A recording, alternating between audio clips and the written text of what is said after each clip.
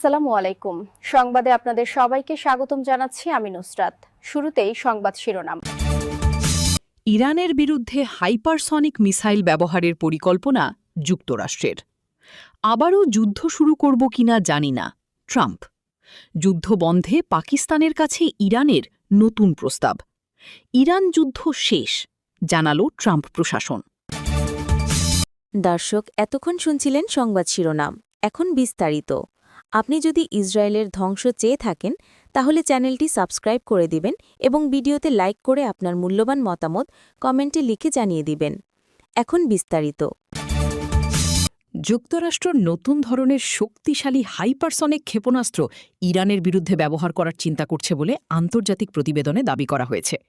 প্রতিবেদন অনুযায়ী United states central command CENTCOM dark eagle নামের গোপন হাইপারসনিক মিসাইল মধ্যপ্রাচ্যে পাঠানোর অনুরোধ করেছে, যা ইরানের গভীর লক্ষ্যবস্তুতে আঘাত হানতে সক্ষম এবং দেশটির আকাশ প্রতিরক্ষা এড়িয়ে চলতে পারে।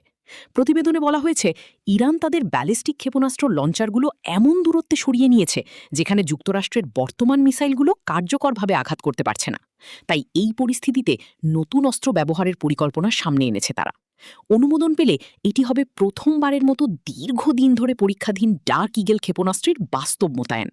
এর পাল্লা প্রায় 2776 কিলোমিটারের বেশি বলে জানা গেছে। অন্যদিকে মার্কিন প্রেসিডেন্ট ডোনাল্ড ট্রাম্পকে নতুন করে ইরানে হামলার পরিকল্পনা নিয়ে ব্রিফ করা হচ্ছে বলেও এক প্রতিবেদনে উল্লেখ করা হয়েছে। সম্ভাব্য হামলায় ইরানের গুরুত্বপূর্ণ অবকাঠামো লক্ষ্যবস্তু হতে পারে। বিশ্লেষকদের মতে এই ক্ষেপণাস্ত্র মূলত চীন ও রাশিয়ার মতো উন্নত প্রতিরক্ষা ব্যবস্থার বিরুদ্ধে ব্যবহারের জন্য তৈরি করা হয়েছিল, যাদের সামরিক সক্ষমতা ইরানের তুলনায় অনেক বেশি।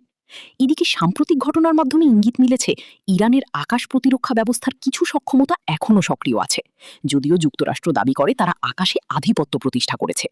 যুদ্ধ পরিস্থিতির কারণে দুই দেশই এখন নৌপথে পাল্টাপাল্টি চাপ সৃষ্টি করছে এবং কৌশলগতভাবে নিজেদের শক্তি পুনর্গঠনের চেষ্টা চালাচ্ছে, ধারণা বিশ্লেষকদের। প্রতিবেদন অনুযায়ী চলমান সংঘাত যুক্তরাষ্ট্রের বিপুল সামরিক ব্যয় বাড়িয়ে দিয়েছে এবং অস্ত্রের মজুতেও চাপ তৈরি করেছে। একই সঙ্গে শান্তি আলোচনা এখনও অচলাবস্থায় রয়েছে, ফলে পরিস্থিতিও অনিশ্চিত। মার্কিন প্রেসিডেন্ট ডোনাল্ড ট্রাম্প বলেছেন, চলমান যুদ্ধবিরতির পর যুক্তরাষ্ট্র আবার যুদ্ধ শুরু করবে কিনা তা তার জানা নেই। বৃহস্পতিবার 30 এপ্রিল ওভাল অফিসে বসে সাংবাদিকদের সঙ্গে আলাপকালে তিনি এসব কথা বলেন। খবর মিডল ইস্ট আইয়ের। ইরানের সঙ্গে যুদ্ধ কবে শেষ হবে সে বিষয়ে সুনির্দিষ্ট কোনো তথ্য দিতে না পারলেও ট্রাম্প দাবি করেন এই সংঘাতের সমাধান হয়ে গেলে তেলের দাম কমে আসবে। ডোনাল্ড ট্রাম্প বলেন, ইরান একটি চুক্তি করতে চায়, কিন্তু আমরা আবার যুদ্ধ শুরু করব কিনা তা আমি জানি না। একই সঙ্গে ইউরোপে মার্কিন সেনা মোতায়েন নিয়েও বড় ধরনের পরিবর্তনের আভাস দিয়েছেন ট্রাম্প। জার্মানিতে মার্কিন সেনা সংখ্যা কমানোর ঘোষণার একদিন পরই তিনি জানান, ইতালি ও স্পেন থেকেও সম্ভবত সেনা সরিয়ে নেওয়া হবে। এই সংক্রান্ত এক প্রশ্নের জবাবে তিনি বলেন, সম্ভবত এমনটিই হতে যাচ্ছে। এদিকে চলতি বছর যুক্তরাষ্ট্রে অনুষ্ঠিত হতে যাওয়া ফিফা বিশ্বকাপে ইরানের অংশগ্রহণ নিয়ে ইতিবাচক মনোভাব দেখিয়েছেন মার্কিন প্রেসিডেন্ট। তিনি বলেন, বিশ্বকাপে ইরানের অংশগ্রহণের বিষয়ে আমি একমত। মধ্যপ্রাচ্যে চলমান যুদ্ধ পরিস্থিতি শান্ত করতে নতুন একটি সংশোধিত প্রস্তাব পাঠিয়েছে ইরান। মধ্যস্থতাকারী দেশ পাকিস্তানের মাধ্যমে এই প্রস্তাব পৌঁছে দেওয়া হয়েছে বলে আজ শুক্রবার জানিয়েছেন এক ইরানি কূটনীতিক। তিনি জানান, বৃহস্পতিবার 30 এপ্রিল প্রস্তাবটি পাকিস্তানের কাছে হস্তান্তর করা হয়। এক আন্তর্জাতিক সংবাদ মাধ্যমকে তিনি আরও বলেন, নতুন প্রস্তাবটি নিয়ে এখনও বিস্তারিত কিছু প্রকাশ করা হয়নি, তবে এটি আলোচনার অংশ হিসেবে বিবেচিত হচ্ছে। এদিকে যুক্তরাষ্ট্রের প্রেসিডেন্ট ডোনাল্ড ট্রাম্প ইরানের আগের প্রস্তাব প্রত্যাখ্যান করেছিলেন এবং নতুন প্রস্তাবের অপেক্ষায় ছিলেন বলে জানা গেছে। এর আগে ইরান যে প্রস্তাব দিয়েছিল সেখানে প্রথমে যুদ্ধবিরতি এবং পরে পারমাণবিক কর্মসূচি নিয়ে আলোচনার কথা বলা হয়েছিল। তবে যুক্তরাষ্ট্রের মত ছিল যুদ্ধ চলাকালীন সময়েই পারমাণবিক ইস্যু নিয়ে চুক্তি করতে হবে। নতুন সংশোধিত প্রস্তাবের বিষয়বস্তু এখনও প্রকাশ করা হয়নি। এর আগে 28 ফেব্রুয়ারি ইরানে যৌথ হামলা চালায় যুক্তরাষ্ট্র ও ইসরায়েল। এরপর টানা সংঘাত ও পাল্টা হামলায় মধ্যপ্রাচ্যে উত্তেজনা ছড়িয়ে পড়ে। পরে পাকিস্তানের মধ্যস্থতায় যুদ্ধবিরতিতে সম্মত হয় দুই পক্ষ, যা এখনও কার্যকর রয়েছে। তবে যুক্তরাষ্ট্র ও ইসরায়েল হুঁশিয়ারি দিয়েছে, আলোচনা ব্যর্থ হলে আবারও ইরানে হামলা চালানো হতে পারে। ইরান যুদ্ধ এরই মধ্যে শেষ হয়ে গেছে বলে দাবি করেছে মার্কিন প্রেসিডেন্ট ডোনাল্ড ট্রাম্পের প্রশাসন। তাদের যুক্তি, গত এপ্রিলের শুরুতে কার্যকর হওয়া যুদ্ধবিরতির ফলে সংঘাতের সমাপ্তি ঘটেছে। রাজনৈতিক বিশ্লেষকরা মনে করছেন, যুদ্ধের এই অভিনব ব্যাখ্যা দিয়ে আসলে মার্কিন কংগ্রেসের অনুমোদন নেওয়ার আইনি বাধ্যবাধকতা এড়াতে চাইছে হোয়াইট হাউস। বৃহস্পতিবার ৩০শে এপ্রিল মার্কিন সিনেটে শুনানির সময় একই ধরনের যুক্তি তুলে ধরেন প্রতিরক্ষামন্ত্রী পিট হেগসেথ। তিনি বলেন, যুদ্ধবিরতির মাধ্যমে মূলত যুদ্ধের অবসান ঘটেছে।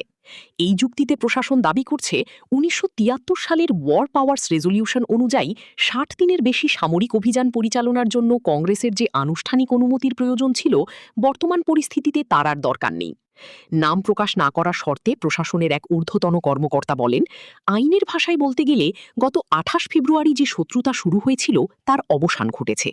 তিনি আরও জানান, ৭ এপ্রিল থেকে শুরু হওয়া ২ সপ্তাহের যুদ্ধবিরতির পর থেকে মার্কিন বাহিনী ও ইরানের মধ্যে আর কোনো পাল্টাপাল্টি গুলিবর্ষণের ঘটনা ঘটেনি। আইনি মারপ্যাচ। হোয়াইট হাউস যুক্তরাষ্ট্রের ১৯৭৩ সালের আইন অনুযায়ী কোনো দেশে সামরিক অভিযান শুরুর ৬০ দিনের মধ্যে প্রেসিডেন্টকে কংগ্রেসের অনুমোদন নিতে অথবা লড়াই বন্ধ করতে হবে। শুক্রবার ১ মে হচ্ছে ট্রাম্পের সেই সময়সীমা শেষ হবার দিন। কিন্তু তার প্রশাসন দাবি করছে, যেহেতু যুদ্ধবিরতি চলছে তাই যুদ্ধের সেই ঘড়ি এখন বন্ধ। তবে ট্রাম্প প্রশাসন মুখে যুদ্ধ সমাপ্তির কথা বললেও পরিস্থিতি এখনও থমথমে। ইরান এখনও কৌশলগতভাবে গুরুত্বপূর্ণ হরমুজ প্রণালীতে নিজেদের নিয়ন্ত্রণ বজায় রেখেছে। অন্যদিকে ইরানি তেলবাহী ট্যাঙ্কারগুলো যাতে সাগরে বের হতে না পারে, সেজন্য মার্কিন নৌবাহিনী সেখানে অবরোধ অব্যাহত রেখেছে। বিরোধীদের ক্ষোভ। ট্রাম্প প্রশাসনের এই ব্যাখ্যাকে নজিরবিহীন ও বেআইনি বলে অভিহিত করেছেন অনেক ডেমোক্র্যাট ও রিপাবলিকান আইন প্রণেতা। মেন অঙ্গরাজ্যের রিপাবলিকান সিনেটর সুসান কলিন্স বলেন, কংগ্রেসের অনুমোদনের সময়সীমা কোনো পরামর্শ নয়, এটি একটি আইনি বাধ্যবাধকতা। ইরানের বিরুদ্ধে যে কোনো সামরিক অভিযানের সুনির্দিষ্ট লক্ষ্য ও কৌশল থাকতে হবে। আপনি যদি আমাদের চ্যানেলে নতুন হয়ে থাকেন, তাহলে চ্যানেলটি সাবস্ক্রাইব করে দিন।